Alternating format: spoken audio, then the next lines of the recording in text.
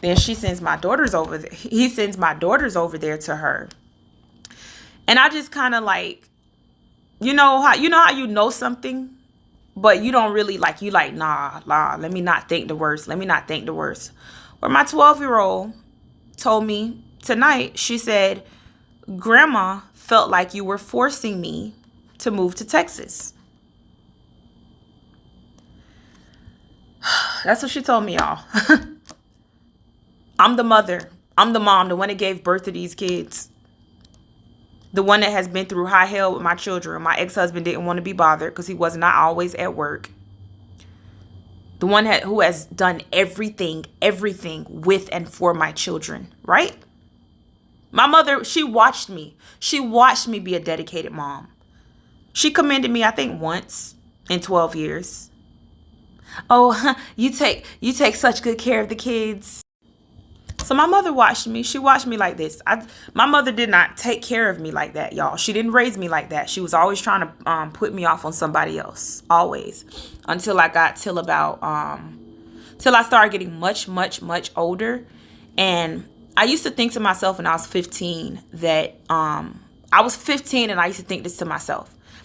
In my mind, I would say, she only has me because she don't want people looking at her like a bad mom, but she doesn't actually want me. She doesn't actually love me. I used to think that to myself at 15. But I was so in love with my mom. I was overly dedicated to her. And, which is why I married my ex-husband, because it's like he's the male version of my mother. And in human psychology, you migrate to what you're familiar with. And when I married him at 18, I didn't know no better. Like, I couldn't recognize the devil. I didn't know no better. I didn't know about the term narcissism, whatever. And even from the beginning, when I was raising my children, my mother saw how dedicated I was to my kids. And she had times where she felt like I should have thrown my kids off on someone else to come and be there for her. I just couldn't do that. Like, maybe it was trauma from her not being nurturing and being there for me the way she should have when I was younger, but I just couldn't do that. So that from jump created an issue between me and my mother. And I think she began to label me as maybe a bad daughter, whatever. I was overly dedicated to my children. Now, also, I was married as well, y'all. And I was also dedicated to my husband, just dedicated to my household from 18 years old. And so I noticed a couple times, my mom had an issue because, she felt like, she just felt like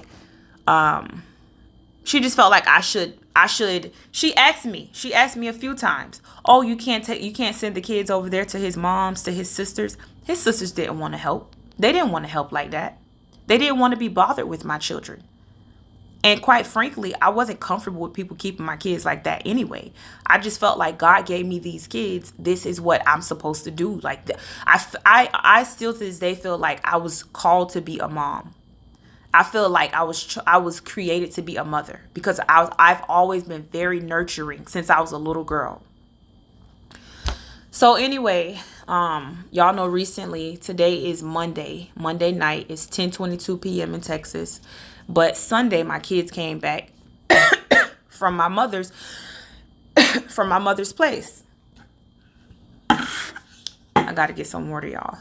Sunday, my kids came back from my mother's place, right? So tonight, my 12-year-old tells me, she's like, oh, mommy, I think grandma felt like I was being forced to, I was being forced to go to Texas. I said, why do you think that?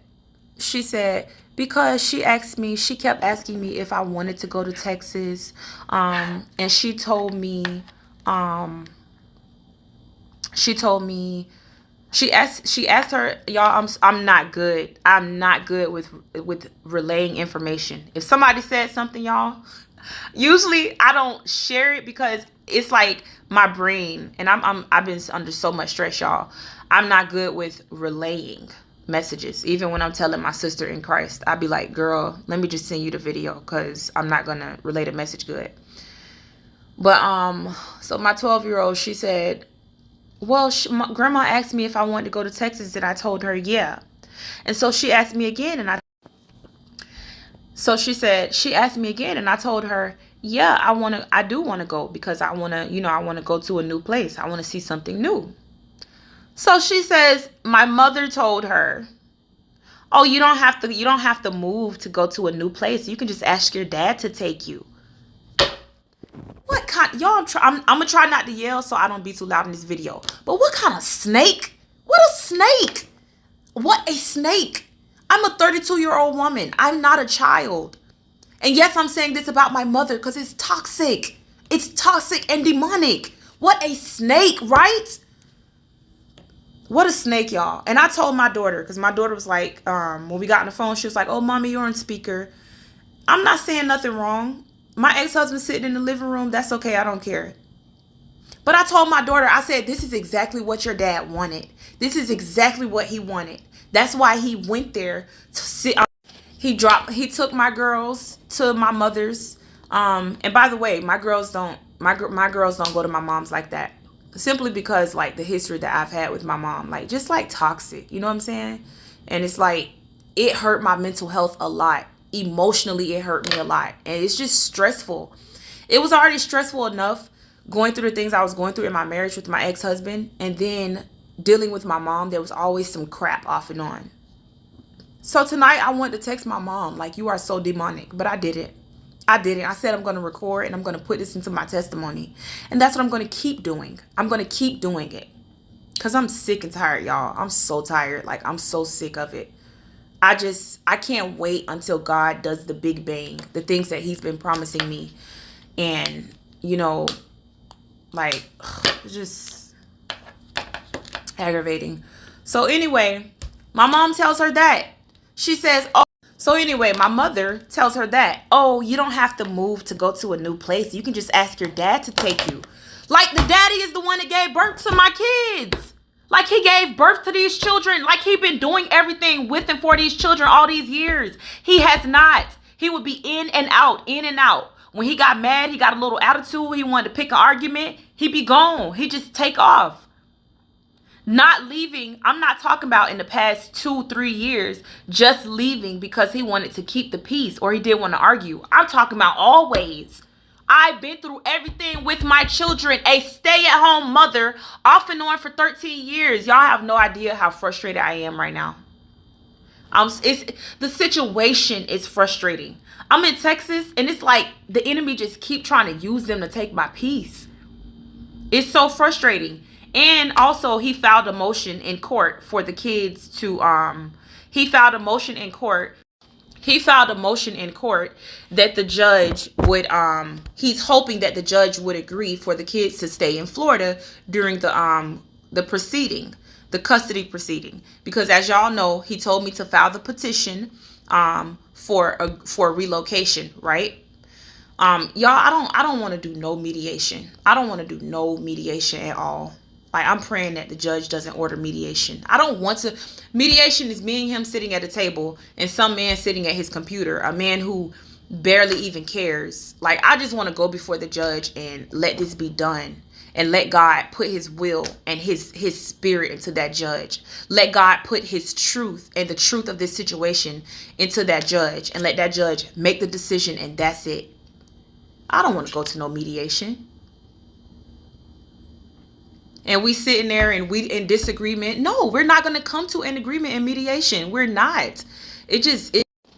Because I'm going for full custody. And it's crazy because when this situation first started, I was thinking to myself, like, I'm not going for full custody of my children so that he can't see them. I'm going for full custody so he can't pull strings on me like I'm a puppet. I didn't have a voice in that marriage. I've never had a voice.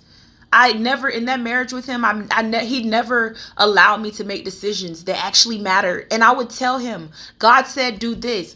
God said do that. That's why we kept having problems, because he didn't listen. He was not obedient to God. He didn't listen. He didn't listen to none of the advice that I was trying to give him. I was not respected. So anyway, my daughter told me that. I was like, when does it end? Like, I'm telling y'all, I've had dreams that I had a dream that that some enemies were pursuing me in a car. And then I looked and I realized one of the enemies was my mom. This was months ago when I was still in Florida. And then that car turned into a hearse, a black hearse. And I just prayed for my mom. And I got a prophetic word that someone in my life was going to die this year, because if they didn't die, the attacks were not going to stop. And I feel like this is about the enemies in my life, the people that's coming at me negatively and nasty in Florida. And I never wish death on people. I don't want nobody to die. Y'all know what I'm saying? But number two, I have gotten to the point where I'm frustrated. I'm like, well, now I don't want these people to die, because I want them to live to see how God blesses me. So anyway, that's another update on this aggravating situation. And that's the motion that my ex-husband filed most recently, June 9th, was for the children to stay in Florida during the proceeding. So school starts in August. The proceeding could be anywhere from 1 month to 4 months. Right now we're in June. So that means, he's pretty much, and it's so crazy because he keeps saying, it's not me, it's the courts. But it's exactly you if you filed something like that. And when he was saying that it's not him, it actually was him. He had not told me that he filed a motion for the kids to stay in Florida during the proceeding. So if that was something that the judge agreed to and okayed, then that would mean that the kids would start school there in Florida in August, and he would keep my children. So this man who cannot take care of my children like me, my ex-husband cannot take care of my children like me, like their mother, who's been doing everything with and for them. He can't even cover them in prayer right. He can't even cover himself in prayer right. I feel like that man is still alive because of me, because of my prayers, how I prayed for him and covered him for years. This man think he on top of the world, y'all. He think he God. That's how narcissists are. He feels like he's so above me, like he has so much control over me. And that's originally why I filed for full custody. Once he said file the petition for a relocation request, that's when I put in full custody. Now I'm to the point. I'm getting to the point where he's so toxic. He's so toxic for me